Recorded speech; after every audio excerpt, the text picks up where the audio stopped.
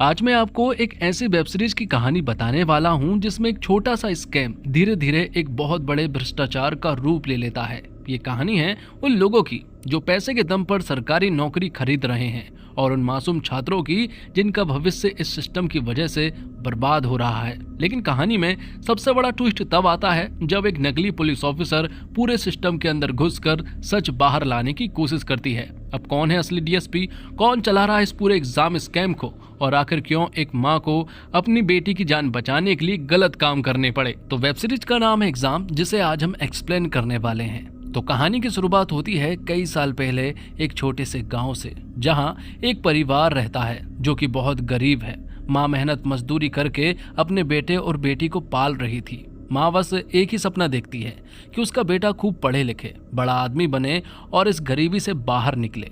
एक दिन पूरा परिवार मंदिर जाता है। माँ भगवान से प्रार्थना करती है कि उसका बेटा अच्छे नंबरों से पास हो जाए। वो हर भगवान से अलग अलग मन्नत मांग रही थी। उधर भाई और बहन आपस में हंसी मजाक करते हुए मंदिर से बाहर निकलते हैं। उनकी जिंदगी में गरीबी तो है, लेकिन प्यार और अपनापन भी बहुत है।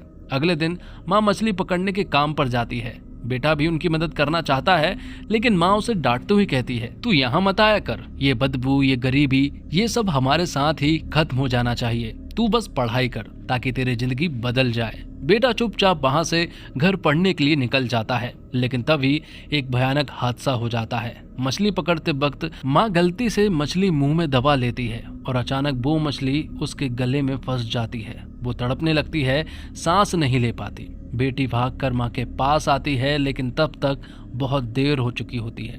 कुछ ही सेकंड में माँ जमीन पर गिर जाती है और यहीं से कहानी पूरी तरह बदल जाती है। इसके बाद कहानी वर्तमान समय में आ जाती है। अब एंट्री होती है डीएसपी मैडम मारा मल्ली की। मारा मल्ली का अचानक दूसरे शहर में ट्रांसफर हुआ है, लेकिन ये ट्रांसफर कोई सामान्य ट्रांसफर नहीं है। लगता है जैसे किसी बड़े मिशन के लिए उसे यहाँ बुलाया गया हो। मारा मल्ली अपनी माँ और बेटी को छोड़कर रात में नए शहर के लिए निकलती है। उसकी माँ उसे समझाती है कि तलाक का फैसला दोबारा सोच ले, लेकिन मारा मल्ली साफ कह देती है कि अब वो अपने पति के साथ नहीं रहना चाहती। रास्ते में मारा मल्ली अपने दोस्त गौतम से फोन पर बात कर रही होती है। दोनों काफी क्लोज लगते हैं और किसी बड़े काम की तैयारी करते दिखाई देते हैं, लेकिन तभी कार के पीछे से अचानक आवाज आती है। मारा मल्ली जैसे ही पीछे मुड़कर देखती है, एक लड़की बंदूक दिखाकर उसे धमका रही होती है। उस लड़की का नाम है झांसी। कुछ ही सेकंड में दोनों के बीच में जोरदार फाइट शुरू हो जाती है। झांसी पहले से पूरी तैयारी कर आई थी और आखिरकार वो मारा मल्ली को बेहोश करके किडनैप कर लेती है। अब असली खेल शुरू होता है।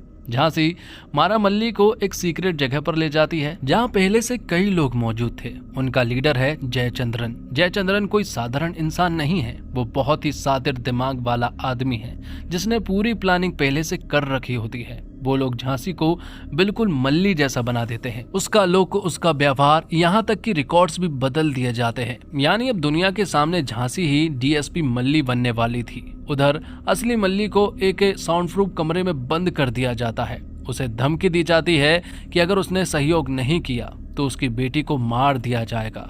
मल्ली मजबूर हो जाती है। वो लोग वीडियो कॉल पर उसकी बेटी को दिखाकर डराते हैं। एक छोटी सी बच्ची जिसे कुछ समझ नहीं आता, लेकिन उसकी जान अब खतरे में थी। अब झांसी मल्ली बनकर पुलिस स्टेशन पहुंचती है। वहां मौजूद किसी भी पुलिस वालों को उस पर शक नहीं हुआ था। सब लोग उसे नए डीएसपी समझकर स्वागत करते हैं। लेकिन कहानी में ट्विस्ट तब आता है जब एक पुलिस ऑफिसर चेड़ियन को यहाँ पर झांसी के ऊपर थोड़ा सा शक होने लगता है।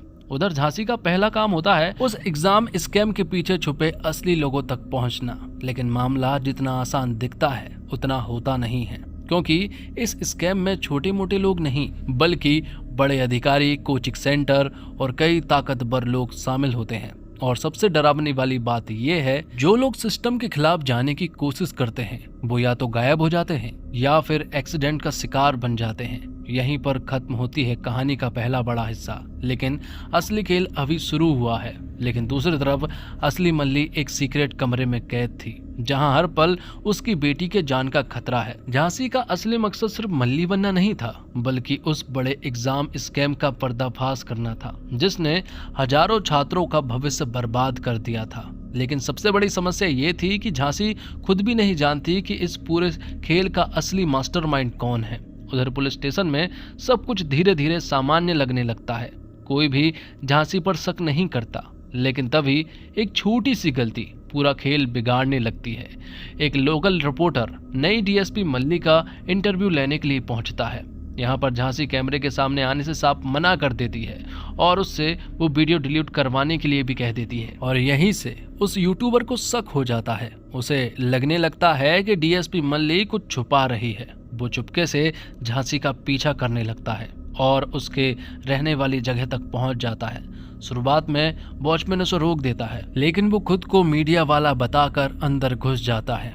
अब अंदर जो वो सुनता है उसके बाद उसके होश उड़ जाते हैं, क्योंकि झांसी अपने लोगों के साथ अपनी असली पहचान से बात कर रही थी। रिपोर्टर समझ जाता है कि ये औरत असली में मल्ली नहीं है। वो तुरंत फोन करके किसी को ये बात बताने की कोशिश करने वाला था, लेकिन तभी यहाँ पर झांसी आ जाती है, उसे देख लेती है और उसकी आंखों में डर साफ दिखाई दे रहा था। अब झांसी के सामने एक और समस्या खड़ी हो चुकी थी। इसी वजह से झांसी जो है वो उस रिपोर्टर जिसका नाम अशोक था उसे भी बंधक बना लेती है और उसे भी कैद कर लेती है। जिसके बाद कहानी जो है वो पास्ट में जाती है, जहां वो गरीब लड़का अपनी बहन के साथ मछली बेचकर घर चला रहा होता है। एक दिन एक अमीर महिला उससे मिलने आती है, जो पहले उसकी माँ से ही मछली खरीदा करती थी। बातों ही बातों में वो बताती है कि उसका बेटा पढ़ाई में बिल्कुल कमजोर था, लेकिन आज वो डिप्टी कलेक्टर बन चुका है।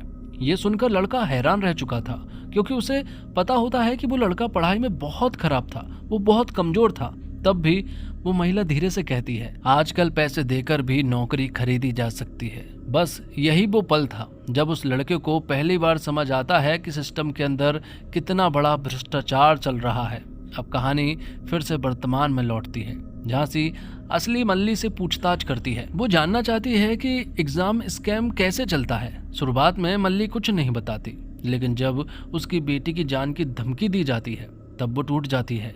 मल्ली बताती है उसे हर बार एक अनजान नंबर से मैसेज आता था, जो कहा जाता उसे वही करना पड़ता। किस छात्र को पास करवाना है, किस सेंटर में सेटिंग करनी है, किसे बचाना है, सब कुछ ऊपर से तय होता था। और अगर उसने मना किया तो उसकी बेटी को मारने की धमकी दी जाती थी। इतना कहकर मल्ली रोने लगती है।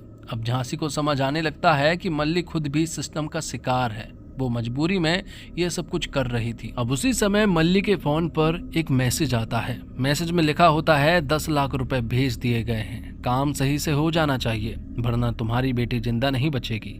अब झांसी को यकीन हो जाता है कि इस स्कैम के पीछे बहुत बड़ा नेटवर्क है, और सबसे बड़ी डरावनी बात ये थी कि कोई भी सीधे मास्टरमाइंड तक नहीं पहुंच पा रहा था। हर कोई सिर्फ आदेश मान रहा था। इधर एग्जाम की तारीख भी पास आती जा रही थी। अब झांसी अलग अलग कोचिंग सेंटर में जांच शुरू करती है। वो बाहर से बिल्कुल शांत दिखती है, लेकिन अंदर ही अंदर हर इंसान को परख रही होती है।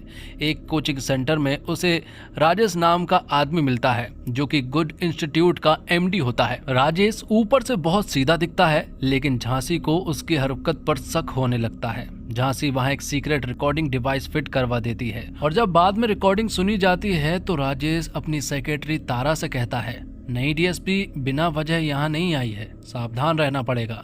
यानी साफ था कि राजेश जरूर किसी बड़े खेल में शामिल था। अब कहानी और ज्यादा इंटेंस हो जाती है, क्योंकि झांसी को पता चलता है कि एग्जाम में चीटिंग कराने वाले लोग असली छात्रों को पहले से चुन लेते हैं। उनके रोल नंबर एक साथ सेट करवाए जाते हैं ताकि पूरी गैंग आसानी से नकल करा सके, और ये सब काम रात के समय चोरी छुपे होता था। उधर पुलिस स्टेशन का अफसर चेड़ियन धीरे धीरे झांसी पर शक करने लगता है। उसे महसूस होने लगता है कि मल्ली पहले जैसी नहीं रही, लेकिन अभी तक उसके पास कोई सबूत नहीं होता है। इसी बीच कहानी में सबसे बड़ा ट्विस्ट आता है। मल्ली की माँ और उसकी छोटी बेटी अचानक शहर पहुंच जाते हैं। अब झांसी पूरी तरह घबरा जाती है, क्योंकि अगर उन्होंने असली मल्ली को नहीं देखा और अगर उनका आमना सामना हो गया तो पूरा राज खुल जाएगा। झांसी जल्दी से उन्हें वहां से हटाने की कोशिश करती है, लेकिन वो लोग यहीं पर बैठ जाते हैं। वो झूठ बोलती है और यहाँ मल्ली की माँ के सामने कहती है कि मल्ली जो है वो एक सीक्रेट मिशन पर है, और हम यहाँ किसी पर भी भरोसा नहीं कर सकते हैं, क्योंकि ये बहुत ही सीक्रेट मिशन है। यहाँ पर हर एक पुलिस वाला जो है वो एक दूसरे के साथ मिला हुआ है। इसलिए मैं आपकी मल्ली की बात रात को कराऊंगी। झांसी समझ जाती है कि मल्ली की माँ और उसकी बेटी से यहाँ मल्ली की बात करवानी ही पड़ेगी, इसलिए वो लोग उसे पुलिस की यूनिफॉर्म पहनाकर उससे वीडियो कॉल पर बात करवा देते हैं, जिससे कि माँ का शक दूर हो जाता है। मल्ली मजबूरी में कैमरे के सामने मुस्कुराकर बात कर रही थी, लेकिन उसकी आंखों में डर साफ दिखाई दे रहा था। उधर झांसी का मिशन आगे बढ़ रहा था, लेकिन खतरे भी तेजी से बढ़ रहे थे, क्योंकि अब कई लोगों को उस पर शक होने लगा था और सबसे बड़ा खतरा अभी बाकी था। अब एक दिन मल्ली खाना लेकर आए आदमी पर हमला कर देती है, जो कि गूंगा बहरा है। उसका नाम गुना है। मल्ली काफी दिनों से इस मौके का इंतजार कर रही थी। उसने खाने के प्लेट का टूटा हुआ हिस्सा अपने पास छुपा कर रखा था और उसी नुकीले टुकड़े से अचानक गुना पर हमला कर देती है। कुछ सेकंड के लिए वहां अफरा तफरी मच जाती है। मल्ली जल्दी से उसकी चाबी छीनने की कोशिश करती है, लेकिन गुना आखिरी पल में चाबी दूर फेंक देता है। अब मल्ली कमरे में फंसी रह जाती है, लेकिन तभी वहां एक छोटा बच्चा पहुंच जाता है, क्योंकि उनकी एक क्रिकेट की बॉल जो है वो उनके घर में आकर गिर गई थी। इसी वजह से जब वो घर के अंदर घुसा और मल्ली उसे देखकर तुरंत मदद मांगने लगती है। मैं असली पुलिस ऑफिसर हूँ, मुझे यहाँ जबरदस्ती बंद करके रखा गया है, जल्दी से वो चाबी उठाकर मुझे दे दो। लेकिन बच्चे को कुछ समझ नहीं आता। उसी वक्त बाहर से झांसी घर के अंदर आती है। जैसे ही वो कमरे के पास पहुंचती है तो वो देखती है कि गुना घायल पड़ा हुआ है और मल्ली आजाद होने की कोशिश कर रही है। झांसी गुस्से से आग बबूला हो जाती है। वो तुरंत मल्ली को रोक देती है। तभी उसकी नजर पड़ती है उस छोटे से बच्चे पर। अब झांसी समझ जाती है कि बच्चा सब कुछ देख चुका है। बच्चा डर कर वहां से भाग जाता है और सबसे बड़ी समस्या ये थी कि वो बच्चा कोई आम बच्चा नहीं था, बल्कि वो पुलिस स्टेशन में काम करने वाले इयान गुआन का बेटा था। यानी अगर उसने अपने पिता को सब कुछ बता दिया तो पूरा मिशन यहीं पर खत्म हो सकता था। उधर बच्चा भागकर सीधे अपने घर पहुंचता है। वो घबराते हुए अपने पिता इयान गुआन से कहता है, पापा वो मैडम असली पुलिस ऑफिसर नहीं है, उन्होंने किसी और औरत को कमरे में बंद करके रखा है। ये सुनते ही इयान गुआन के पैरों तले जमीन खिसक जाती है, क्योंकि उसे पहले से ही मल्ली पर थोड़ा शक था और अब उसका शक यकीन में बदलने लगता है। इयान गुआन तुरंत अपने अधिकारी को फोन लगाने की कोशिश करने लगता है, लेकिन झांसी उसे रोकने की कोशिश करती है। वो बार बार कहती है, पहले मेरी बात सुनो, तुम्हें सच पता नहीं है। लेकिन इयान गुआन अब कुछ सुनने को तैयार नहीं होता है। उसे लगने लगता है कि झांसी कोई खतरनाक अपराधी है। यहीं पर कहानी अचानक फिर फ्लैशबैक में चली जाती है, जहां हमें उस गरीब लड़की की जिंदगी का अगला हिस्सा दिखाया जाता है। अब वो लड़का सिस्टम के भ्रष्टाचार को समझ चुका था। उसे एहसास हो गया था कि इस दुनिया में मेहनत से ज्यादा पैसा काम करता है। वो नौकरी की तलाश में एक बड़े आदमी के पास पहुंचता है, जिसके बारे में कहा जाता था कि वही लोगों को पैसे लेकर सरकारी नौकरी दिलवाता है। शुरुआत में वो आदमी लड़के को इग्नोर करता है, लेकिन जब लड़के की हालत का पता चलता है तो वो उसे अपने छोटे मोटे कामों पर लगा लेता है। धीरे धीरे लड़का उस सिस्टम के अंदर जाने लगता है। उसे समझ आने लगता है कि कैसे कोचिंग सेंटर, पुलिस ऑफिसर, राजनेता और बड़े अधिकारी सब मिलकर एग्जाम में धांधली करवाते हैं। किसी का रोल नंबर सेट होता है, किसी का सेंटर बदला जाता है, तो किसी को पहले से पेपर पहुंचा दिया जाता है और बदले में करोड़ों रुपए मिल जाते हैं। अब कहानी प्रेजेंट में आती है। झांसी समझ चुकी थी कि उसके पास समय बहुत कम है, क्योंकि एक तरफ इयान गुआन को उस पर शक हो चुका था, दूसरी तरफ असली मास्टरमाइंड भी लगातार नजर रखे हुए था। अगर झांसी ने छोटी सी भी गलती की तो ना सिर्फ उसका मिशन खत्म हो जाएगा, बल्कि मल्ली और उसकी बेटी की जान भी जा सकती थी। उधर राजेश भी अपने बॉस से डांट खा रहा था। उसका बॉस फोन पर कहता है, तुम्हें सिर्फ 10 छात्रों की सेटिंग करने को कहा था, लेकिन तुमने लालच में आकर 20 लोगों से पैसे ले लिए।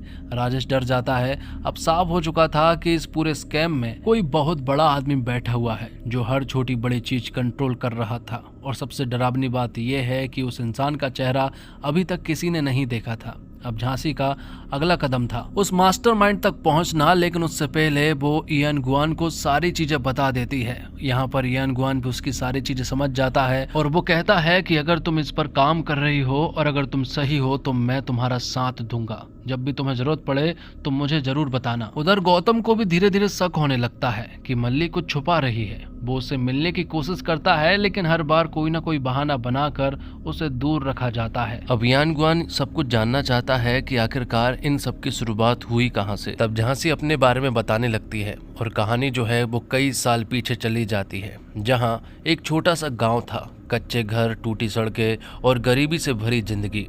इसी गांव में रहती थी झांसी, जिसके परिवार में सिर्फ उसकी माँ थी। उसकी माँ दिन रात मेहनत करती थी, कई लोगों के घर काम तो कभी अंडे बेचकर जैसे तैसे घर चलाती थी। कमाई इतनी नहीं थी कि वो अपनी बेटी को बड़े शहर में पढ़ा सके, लेकिन माँ का सपना बहुत बड़ा था। वो चाहती थी कि उसकी बेटी एक दिन अफसर बने, ताकि उनकी आने वाली जिंदगी बदल जाए। और शायद इसी वजह से कहा जाता है, गरीब माँ बाप खुद भूखे रह सकते हैं, लेकिन अपने बच्चों के सपनों को कभी भूखा नहीं सोने देते। अब झांसी भी अपनी माँ की मेहनत को समझती थी, इसलिए वो पढ़ाई को लेकर बहुत ज़्यादा सीरियस हो चुकी थी। हर रोज वो अपने गांव से कई किलोमीटर दूर जाती, पुरानी बसों में सफ़र करती, घंटों कोचिंग में बैठकर पढ़ाई करती। शुरुआत में उसे कुछ भी समझ नहीं आता, बाकी बच्चे इंग्लिश में बात करते, बड़े बड़े नोट्स बनाते, और झांसी बस चुपचाप पीछे बैठकर सब कुछ देखने लगती। लेकिन कहते हैं ना, जिस इंसान के पास खोने के लिए कुछ नहीं होता, उसके अंदर जीतने की भूख सबसे ज्यादा होती है। धीरे धीरे झांसी दिन रात मेहनत करने लगी। बाकी लोग जहाँ 2 घंटे पढ़ाई करते थे, वहीं झांसी 10-10 घंटे किताबों में लगी रहती। उसकी आंखों के नीचे काले घेरे आने लगे थे, लेकिन उसके सपनों की चमक कम नहीं हुई। कई बार भूखी रहकर भी वो कोचिंग पहुंचती, तो कई बार पैसे की कमी की वजह से पैदल घर लौटी, लेकिन उसने हार मानना नहीं सीखा था। और फिर वो दिन भी आ गया जिसका इंतजार झांसी सालों से कर रही थी। एग्जाम का दिन। पूरा सेंटर छात्रों से भरा हुआ था। हर किसी के चेहरे पर टेंशन थी, लेकिन झांसी के चेहरे पर एक अलग ही आत्मविश्वास था, क्योंकि उसने मेहनत की थी और उसे खुद पर भरोसा था। अब जैसे ही एग्ज़ाम शुरू होता है, झांसी तेजी से सवाल हल करने लगती है। उसे लगभग हर सवाल आता था। उस वक्त पहली बार उसे लगा था कि शायद अब उसकी ज़िंदगी बदलने वाली है। एग्ज़ाम देने के बाद झांसी बाहर निकली तो बाहर एक मारा मल्ली नाम की लड़की खड़ी हुई थी। वह बार किसी से फ़ोन पर धीरे धीरे बात कर रही थी। झांसी को पहले लगा शायद कोई ज़रूरी बात होगी, लेकिन फिर वो सुनती है। मल्ली फ़ोन पर कह रही थी, जैसा आपने कहा था मैंने वैसा ही किया है। मैंने पूरा पेपर खाली छोड़ दिया है। अब आगे का काम आप संभाल लीजिए। ये सुनते ही झांसी के होश उड़ जाते हैं, क्योंकि यहाँ मेहनत से नहीं पैसों से अफसर बनने का खेल चल रहा था। और सबसे बड़ी बात, मल्ली बड़े घमंड से बताती है कि वो तहसीलदार की बेटी है, यानी सिस्टम पहले से ही उसके साथ था। अब झांसी से रहा नहीं जाता।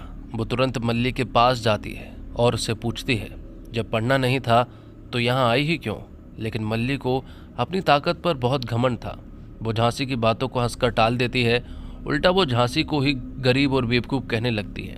यहीं से दोनों के बीच बहस शुरू हो जाती है और धीरे धीरे बात इतनी बढ़ जाती है कि वहाँ हंगामा होने लगता है और वो दोनों लड़ाई करने लगती है।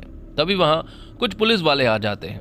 अब पुलिस वालों को समझ नहीं आता है कि आखिरकार सच कौन बोल रहा है, क्योंकि एक तरफ थी गरीब लड़की झांसी और दूसरी तरफ थी तहसीलदार की बेटी मल्ली। इसलिए उन दोनों को बड़े अफसर के पास ले जाया जाता है। अब जैसे ही अफसर को पता चलता है मल्ली तहसीलदार की बेटी है, पूरा खेल वहीं बदल जाता है, क्योंकि इस सिस्टम में सच की कीमत नहीं होती है। यहाँ कीमत होती है ताकत और पैसों की।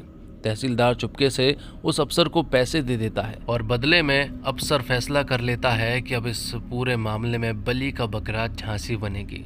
लेकिन दिक्कत ये थी कि सीधे सीधे झांसी को फंसाना आसान नहीं था, इसलिए वो लोग एक और आसन को खेल में घसीट लेते हैं। एक गूंगा और बहरा आदमी जिसका नाम गुना।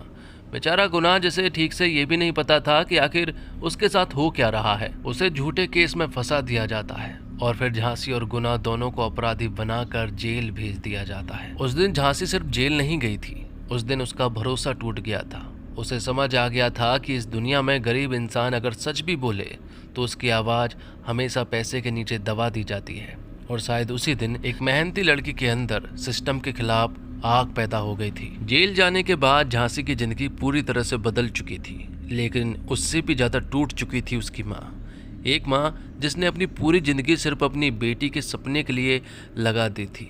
अब वही माँ हर रोज जेल के चक्कर काट रही थी। वो सुबह सुबह उठती, कभी बस पकड़ती, कभी पैदल चलती और घंटों लाइन में खड़ी रहती, सिर्फ अपनी बेटी की एक झलक देखने के लिए। लेकिन इस सिस्टम को गरीब लोगों के आंसू कहाँ दिखाई देते हैं। जब भी झांसी की माँ जेल में उससे मिलने जाती, वहाँ के अधिकारी उसे नए नए बहाने देकर लौटा देते। कभी कहते पहले ये कागज़ लेकर आओ, तो कभी आज मिलने का टाइम खत्म हो गया है। कभी कोई साइन मांगता तो कभी कोई नए नियम बता देता। बेचारी माँ को कुछ समझ नहीं आता है। वो बस हाथ जोड़कर यही कहती रहती, साहब बस एक बार मेरी बेटी से मिलवा दो। लेकिन वहाँ किसी को कोई फ़र्क नहीं पड़ता, और शायद यही इस सिस्टम की सबसे बड़ी सच्चाई है। गरीब इंसान या इंसान नहीं, बस एक फाइल बनकर रह जाता है। अब लगातार भागदौड़ करते करते एक दिन अचानक झांसी की माँ जेल के बाहर ही गिर पड़ती है, और फिर झांसी की माँ यहाँ से दोबारा कभी नहीं उठ पाती, क्योंकि अब उसकी मौत हो चुकी थी। जिस माँ ने अपनी बेटी को अफसर बनाने का सपना देखा था, वो अपनी बेटी को आखिरी बार देखे बिना ही दुनिया छोड़ चुकी थी। अब जब ये खबर झांसी तक पहुँचती है तो पहली बार उसकी आंखों से आंसू नहीं, चीख निकलती है। उसे कुछ देर के लिए जेल से बाहर लाया जाता है ताकि वो अपनी माँ का अंतिम संस्कार कर सके। अब यहाँ का सीन बहुत ज़्यादा भावुक था। झांसी अपनी माँ के शव के पास बैठकर लगातार रो रही थी। उसे यकीन नहीं हो रहा था कि जिस माँ ने हर दर्द सहकर उसे यहाँ तक पहुँचाया, आज वही माँ उसके सामने चुपचाप लेटी हुई है। उस वक्त झांसी के पास ना कोई सपना बचा था, ना कोई उम्मीद, क्योंकि जिस इंसान के लिए वो लड़ रही थी वो इंसान ही अब इस दुनिया में नहीं था। कहते हैं ना, जब जिंदगी सब कुछ छीन लेती है तो इंसान जीना नहीं, बस सांस लेना जारी रखता है। अब अंतिम संस्कार के बाद झांसी वापस जेल लौट जाती है, लेकिन अब उसके अंदर जीने की कोई इच्छा नहीं बची थी। वो पूरी तरह टूट चुकी थी। और फिर एक रात झांसी अपने हाथ की नस काट लेती है। धीरे धीरे बहुत सारा खून बहने लगता है। अब जेल के अंदर अफरा तफरी मच जाती है। एक महिला जेलर सबसे पहले उसे देखती है। वो तुरंत मदद के लिए चिल्लाती है, लेकिन हैरानी की बात यह थी कि वहाँ मौजूद कई लोग बस तमाशा देख रहे थे, जैसे एक गरीब लड़की की जान की कोई कीमत ही ना हो।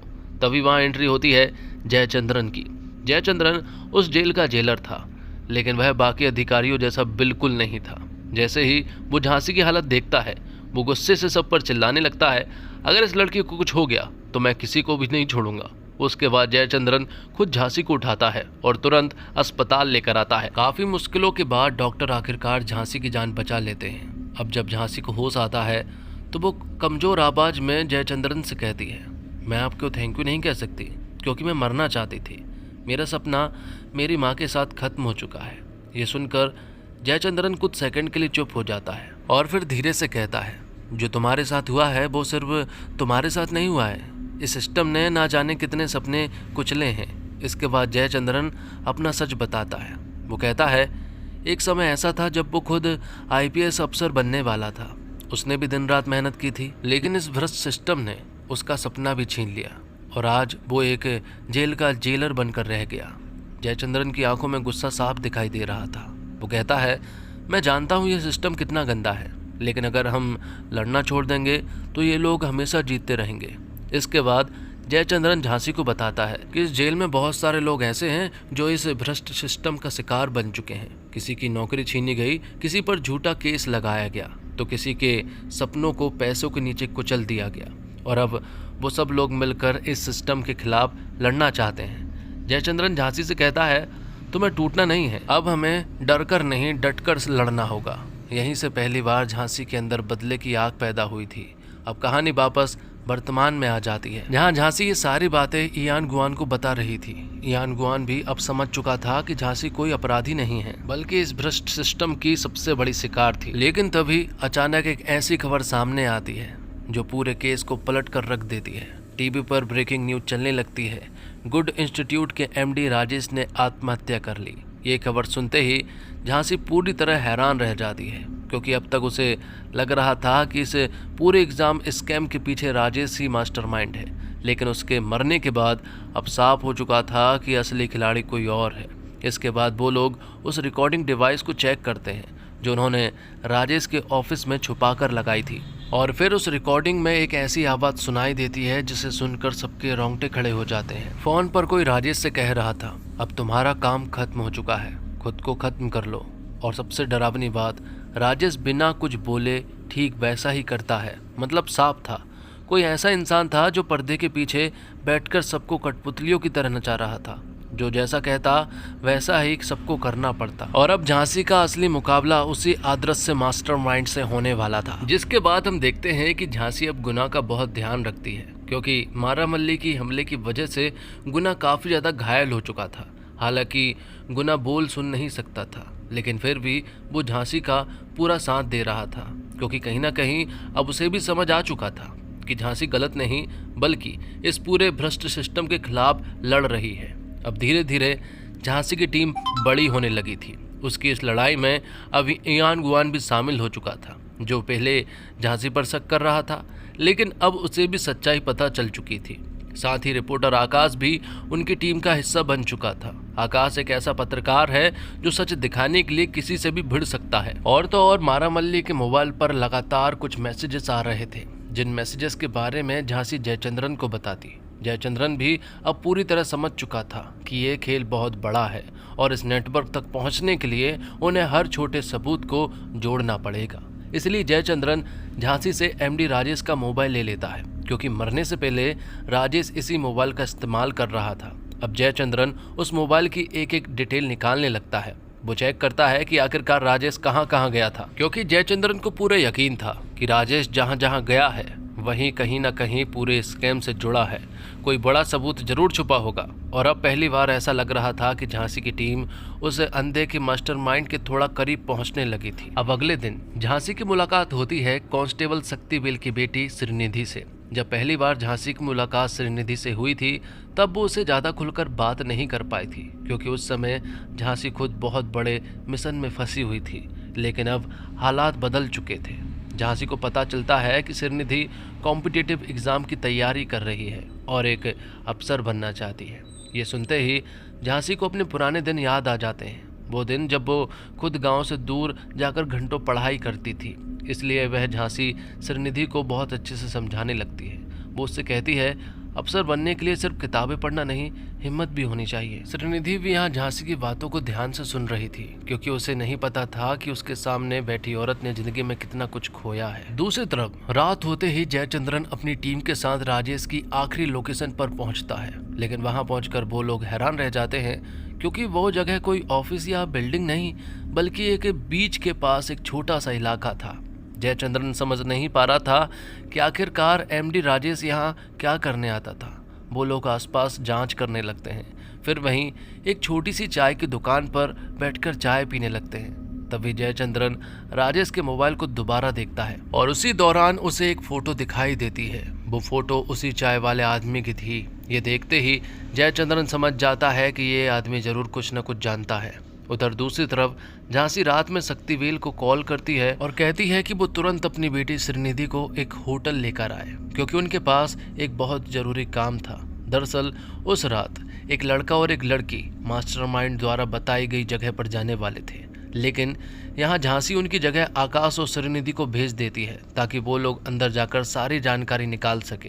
कुछ देर बाद एक कार वहाँ आती है जो आकाश और श्रीनिधि को लेकर जाती है। उधर झांसी की पूरी टीम उस कार का पीछा कर रही थी, लेकिन सामने वाले लोग बहुत ही चालाक थे। कुछ ही देर में वो लोग ऐसा रास्ता बदलते हैं, झांसी की टीम उनका पीछा करते करते उन्हें खो देती है। दूसरी तरफ जयचंद्रन जो है वो उस चाय वाले का पीछा करता है। वो दुकान बंद करके अपने घर की तरफ जाने लगता है, तो जयचंद्रन भी अपनी पूरी टीम के साथ उसका पीछा करने लगता है और उसके घर तक पहुंच जाता है और फिर वो उससे पूछताछ करने लगता है। शुरुआत में वो आदमी बहुत डरा हुआ था, लेकिन बाद में वो सारी सच्चाई बता देता है। वो कहता है, हर रोज एक आदमी यहाँ आता था, उसके हाथ में एक छोटा सा पर्स होता था। वो मुझसे कहता था कि इस पर्स को एक बाल्टी में डालकर दुकान के ऊपर टांग दो और बदले में मुझे 5,000 मिलते थे। लेकिन उस आदमी को ये नहीं पता था कि उस पर्स में आखिरकार होता क्या था। ये सुनते ही जयचंद्रन समझ जाता है कि यही लोग इस स्कैम में किसी न किसी तरह जुड़े हुए हैं। चाय वाला ये भी बताता है कि आज भी उसने वैसा ही किया है। और अब अगली सुबह जयचंद्रन फिर से उसी दुकान पर पहुंचता है और वहां वो बाल्टी अभी भी टंगी हुई दिखाई देती है। मतलब साफ था कि अभी तक कोई उस पर्स को लेने के लिए नहीं आया था। तभी वहां एक आदमी आता है जिसका नाम दुरईराज है। दुरईराज आरपीएसओ का असिस्टेंट डायरेक्टर है। आरपीएसओ यानी वो संस्थान जो बड़े ऑफिसर लेवल के कॉम्पिटिटिव एग्जाम कराती है, जैसे नीट का एग्जाम एनटीए करवाती है, नेशनल टेस्टिंग एजेंसी, वैसे ही यहाँ आरपीएसओ बड़े सरकारी एग्जाम करवाती है। अब जैसे ही जयचंद्रन दुरईराज को वहाँ देखता है, उसे उस पर शक होने लगता है, क्योंकि इतनी सुबह उसका यहाँ आना कोई सामान्य बात नहीं थी। दुरईराज कुछ देर तक वहाँ घूमता रहा और फिर चुपचाप अपने बैग में कुछ रख कर कार में बैठ जाता है। लेकिन जयचंद्रन की नज़र बहुत तेज थी। वो समझ जाता है कि दाल में जरूर कुछ काला है, इसलिए वह भी चुपचाप दुरईराज की कार का पीछा करने लगता है और धीरे धीरे उसके घर तक पहुंच जाता है। लेकिन दुरईराज ने यहाँ पर जयचंद्रन को देख लिया था जो कि उसका पीछा कर रहा था। तब दुरईराज तुरंत ही अपने घर के अंदर घुसा और सीसीटीवी कैमरे चेक करने लगता है कि ये आदमी आखिरकार उसका पीछा क्यों कर रहा है। अब दूसरी तरफ आकाश और श्रीनिधि जिस जगह पर पहुंचे थे वहां का माहौल काफी खतरनाक था। वहां मौजूद लोग खुलेआम एग्जाम स्कैम की बात कर रहे थे। वो कह रहे थे हमें 15 लोगों के एग्जाम देने हैं, पेपर हमारे पास आ जाएंगे। यानी अब साफ हो चुका था कि ये लोग पैसे के बदले दूसरे छात्रों की जगह एग्जाम देने वाले थे। लेकिन तभी वहाँ एक आदमी आता है और आते ही वो इन लोगों को बहुत ही बुरी तरह से पीटने लगता है। वो गुस्से में कहता है जितने लोगों से पैसे लिए हैं सिर्फ उतनों को ही पास कर पाओ। और ये आदमी कोई और नहीं बल्कि कुमारेसन था। अब पहली बार कहानी में कुमारेसन की एंट्री हो चुकी थी। लेकिन इसी बीच झांसी के पास एक ऐसी खबर आती है जिसे सुनकर उसके पैरों तले जमीन खिसक जाती है। उसे पता चलता है कि जयचंद्रन एक एक्सीडेंट में मारा जा चुका है। ये सुनते ही झांसी पूरी तरह टूट जाती है क्योंकि जयचंद्रन ही वो इंसान था जिसने उसे दोबारा जीना सिखाया था। लेकिन कहीं ना कहीं झांसी को इस एक्सीडेंट पर भरोसा नहीं हो रहा था। उसे लग रहा था कि ये कोई हादसा नहीं बल्कि जयचंद्रन को सच्चाई के बहुत करीब पहुंचने की सजा दी गई है। जिसके बाद कहानी फ्लैशबैक में जाती है और हम देखते हैं कुमारेसन को। कुमारेसन दरअसल में ये वही व्यक्ति है जिसे हमने शुरुआत में एक गरीब फैमिली में मछली पकड़ते हुए देखा था। लेकिन अब ये आदमी जो है वो बहुत बड़े बड़े काम करने लगा था। इसने एक इंस्टीट्यूट खोला था जिसमें ये गरीब बच्चों को भर्ती करेगा और जहां पर कि ये फ्री में पढ़ाई भी प्रोवाइड कराएगा। लेकिन इसी इंस्टीट्यूट में बहुत सारे बड़े आदमियों के बच्चे भी मौजूद थे और वो इनसे पैसे लेकर उन्हें पास करवाता है। लेकिन ये बात उस आदमी को पता लग जाती है जिसके साथ कुमारेसन काम किया करता था। वो आदमी कहता है कि मैं कुमारेसन को मार दूंगा। लेकिन यहाँ उल्टा हुआ। बदले में कुमारेसन ने ही उस आदमी को मार दिया था। यहाँ पर वो महिला भी आई थी जिसने कुमारेसन को जॉब के लिए हायर किया था और यहाँ पर उन दोनों के बीच में इस मर्डर को लेकर कोई ना कोई कनेक्शन तो था, लेकिन यहाँ हमें सीधा सीधा नहीं बताया गया। आगे हम देखते हैं कि जयचंद्रन सर के मारे जाने से यहाँ पर झांसी जो है वो बहुत रोती है क्योंकि जयचंद्रन सर उसके गुरु थे और वो उन्हें हमेशा सपोर्ट करते थे। और अब क्योंकि वो नहीं रहे हैं इसलिए ये जंग अब झांसी को अकेले ही लड़नी पड़ेगी। दूसरी तरफ हम देखते हैं कि एग्जाम की पूरी तैयारियां हो चुकी थी। OMR सीट और क्वेश्चन पेपर जो है वो एक जगह से दूसरी जगह भेजे जा रहे थे। फुल सिक्योरिटी के साथ उन्हें एक जगह से दूसरी जगह भेजा जा रहा था। लेकिन तभी यहाँ पर हम कुछ ऐसे लोगों को भी देखते हैं जो कि इनका पीछा कर रहे थे और सारी चीजें चेक कर रहे थे कि आखिरकार ये कौन सी जगह पर जा रहे हैं। आगे हम देखते हैं कि दुरईराज जो है वो अपने एक साइबर सेल वाले आदमी के पास कॉल करता है और उनसे जयचंद्रन के मोबाइल के बारे में सारी डिटेल्स पूछता है क्योंकि दुरईराज के पास ही जयचंद्रन का मोबाइल था। मतलब कि ये एक्सीडेंट दुरईराज ने ही करवाया है। तो यहाँ पर जयचंद्रन की कॉल हिस्ट्री अब दुरईराज के पास आ जाती है। दुरईराज को मालूम चलता है कि उसके पास सिर्फ 7 कॉन्टेक्ट नंबर हैं जिनमें से उसने सबसे ज्यादा कॉल झांसी को किया है। और ये बात पता लगते ही दुरईराज तुरंत ही कुमारेसन को कॉल करके सारी बातें बताता है और अब उन्हें सारी चीज़ें मालूम चल चुकी थी कि दरअसल में झांसी जो है वो एक नकली DSP बनकर आई है और मारामल्ली जो है वो कहीं पर कैद है। उन्हें यह भी मालूम चल गया था कि जयचंद्रन जिस जेल में जेलर था उसी जेल में झांसी जो है वो कैदी थी। इसलिए कुमारेसन ने उन्हें अपनी एक जगह पर बुलाया था और ये मैसेज जो है वो उन्होंने झांसी के पास कर दिया था। झांसी इसे देखकर समझ नहीं पा रही थी कि आखिरकार इसके पीछे चाल क्या है और जिस जगह पर उन्होंने मुझे बुलाया है क्या उसे उस जगह पर जाना चाहिए। उसे बिल्कुल समझ नहीं आ रहा था। दूसरी तरफ हम देखते हैं कुमारेसन जो है वो दुरईराज के पास कॉल करके कहता है कि वो लड़की जो है वो यहाँ पर नहीं आई, मतलब कि उसे सब कुछ पता लग गया है। दुरईराज समझ गया था कि अब प्रॉब्लम जो है वो बढ़ने वाली है। कुमारेसन कहता है कि प्रॉब्लम बढ़ने से अच्छा है उस प्रॉब्लम को यही खत्म कर दो। इसलिए वो ऑर्डर देता है कि झांसी और मारामल्ली दोनों को ही उनके घर पर जाकर खत्म कर दो। जिसके बाद हम देखते हैं झांसी जो है वो मारामल्ली के पास जाती है। वो उससे कहती है कि अब सिर्फ तुम्हारी जान खतरे में नहीं है बल्कि मेरी जान भी खतरे में है। मेरे पास भी लगातार मैसेज आ रहे हैं और वो लोग तुम्हें भी नहीं छोड़ेंगे। तो यहाँ मारामल्ली को रिहा किया जाता है। लेकिन तभी मारामल्ली जो है वो झांसी के हाथ से गन छीन लेती है और यहाँ झांसी के ऊपर चला भी देती है। यहाँ एक गोली जो है वो झांसी के हाथ में लग चुकी थी और अब उनके बीच में जबरदस्त फाइट होती है कि तभी यहाँ पर दुरईराज बहुत सारे लोगों के साथ आ जाता है और अब वो इन लोगों के साथ लड़ाई करने लगता है। लेकिन वो दोनों लड़की जो है वो तैयार थी और वो दोनों ही इन सभी लोगों को बहुत ही आराम से पीट देती है। दुरईराज भी बहुत ही बुरी तरह से घायल हो चुका था। तब जाकर मारामल्ली को अब झांसी पर यकीन हो गया था कि वो सही बोल रही है और अब यहाँ से वो दोनों ही जाने लगती है। जिस कार से वो लोग जा रहे थे उसी कार में शक्तिवेल ड्राइवर था। यहाँ पर शक्तिवेल को मालूम चल चुका था कि दरअसल में झांसी जो है वो एक नकली डीएसपी है। ये बात झांसी ने खुद शक्तिवेल को बताई थी, लेकिन शक्तिवेल कहता है कि मुझे बहुत अच्छे से मालूम है, जब आप पहली बार आई थी ना, वो पहली बार में ही समझ गया था कि आप नकली डीएसपी हैं, लेकिन उन्हें तुम्हारे बारे में सब कुछ पता है। और आज वो जिस डीएसपी को सैल्यूट करेगा वो कोई मारा मल्ली नहीं होगी, बल्कि आप होंगी। जिसके बाद झांसी मारा मल्ली को उसकी फैमिली के हवाले कर देती है। जहाँ मारा मल्ली अपनी फैमिली से मिलती है तो उसे बहुत खुशी होती है। और अब मारा मल्ली जो है वो तुरंत ही एसपी सर के पास कॉल करती है, जिनका नाम विनोद है। विनोद यहाँ मारा मल्ली से पूछता है कि क्या तुम ठीक हो। मारा मल्ली जवाब देती है कि वो बिल्कुल ठीक है, हाल ही में उसने मुझे यहाँ पर छोड़ा है। वो बहुत ही खराब औरत थी जिसने मुझे एक बंद कमरे में रखा था, लेकिन अब वो उसे छोड़ेगी नहीं। एसपी विनोद मारा मल्ली से कह देता है कि वो कांटेक्ट में रहे। तभी एक खबर सामने आती है और पूरे न्यूज चैनल पर सिर्फ एक ही खबर चल रही थी, वो है नकली डीएसपी झांसी की। मतलब कि झांसी को लेकर अब प्रॉब्लम बहुत बढ़ चुकी है। वो अब किसी के भी सामने नहीं आ सकती है। अब उसे गुप्त रहकर ही सारी चीजों का सामना करना पड़ेगा, इसलिए वो जंगलों में चली जाती है। और जिस घर में उन्होंने दुरईराज को पीटा था, वहाँ पर वो एक रिकॉर्डिंग सुनते हैं जिसमें दुरईराज कुमारेसन से कह रहा था, उसने कुमारेसन कोड लैंग्वेज में कहा था कि हाथी का ट्रक कल आएगा, जिस रास्ते से आएगा उसी रास्ते से हाथी का ट्रक वापस चला जाएगा। उस कोड को झांसी ने यहाँ डिकोड कर लिया था। उसे समझ आ गया था कि ये किस रूट से जाने वाले हैं, इसलिए इन्होंने उस रूट पर बहुत सारे कैमरे लगा दिए थे। जिस जगह से वो लोग आने वाले थे उस जगह पर भी कैमरे लगे थे, और जिस जगह से एग्जिट था वहाँ पर भी कैमरे लगे थे। जहाँ पर बहुत सारे बैरिकेड लगे थे वहाँ भी कैमरे लगे थे। मतलब कि ये सारे लोग जो है वो इनकी निगरानी में थे। उनकी प्लानिंग दरअसल में ये थी कि 2 बैरिकेड के बीच में ये लोग 1 घंटे रुकने वाले थे और यहीं पर वो उन एग्जाम को देने वाले थे, क्योंकि यहाँ पर हाथी गुजरते हैं, इसी वजह से किसी को भी 1 घंटे का टाइम आराम से लग सकता है। अब वो समय भी आ जाता है जब एग्जाम होने वाले थे। सारे बच्चे रेडी थे और यहाँ पर शक्तिवेले की बेटी श्रीनिधि भी एग्जाम देने वाली थी। सारे बच्चे एग्जाम सेंटर पहुँच जाते हैं और एग्जाम देने के बाद जब यहाँ से जो वैन ओएमआर सीट को लेकर जाने लगती है तो वो झांसी देखती है कि यहाँ पर जितनी भी गाड़ियाँ जा रही है वो बीच में रुक ही नहीं रही है, वो सीधा निकल जा रही है, जिससे कि झांसी को अब डाउट होने लगता है कि उसकी प्लानिंग जो है वो फेल हो चुकी है।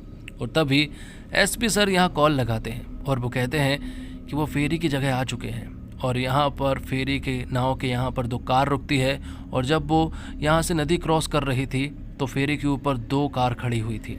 और यहाँ हम देखते हैं सबसे बड़ा सच, जहाँ हमें पता चलता है कि एसपी सर भी इनके साथ मिले हुए थे और इसी गाड़ी के अंदर सारे एग्जाम जो है वो हल कर रहे थे, जिनमें से वो 10 लड़कों को पास करने वाले थे। और यहाँ पर कुमारेसन भी था और तो और कॉलेज के प्रिंसिपल भी थे। वो इन्हीं कार में यहाँ पर उन 10 लड़कों के एग्जाम दे रहे थे, जिन्होंने मैजिक पेन से उस ओएमआर सीट को भरा था। और अब कुमारेसन ने उन सारी ओएमआर सीट को सही भर दिया था। और अब एसपी सर के पास यहाँ झांसी की खबर लग चुकी थी, जो कि थाईकारा के जंगल में थी। वो यहाँ तुरंत ही चेड़ियन और एक आदमी के पास कॉल करता है और उन्हें तुरंत ही थाईकारा के जंगल में जाने के लिए कहता है। जिसके बाद हम देखते हैं कि शक्तिवेले जो है वो अपनी बेटी श्रीनिधि को एग्जाम दिलाकर वापस लौट रहा था। तब शक्तिवेले झांसी के पास कॉल करता है और उनसे कहता है कि क्या हमारी प्लानिंग फेल हो चुकी है, जिस पर झांसी कहती है कि उसकी प्लानिंग कभी फेल नहीं होती है, क्योंकि वो हमेशा बैकअप प्लान तैयार कर रखती है। और यहाँ हमें मालूम चलता है कि जब झांसी के साथ मारा मल्ली कार में थी ना, तभी उन्होंने एक प्लानिंग बनाई थी। मारा मल्ली उनका साथ देने के लिए राजी हो चुकी थी। उनके पास एक कैमरा था और मारा मल्ली ने ये कैमरा एसपी सर की कार में लगा दिया था, जिससे कि अब एक फुटेज सामने आती है जिसमें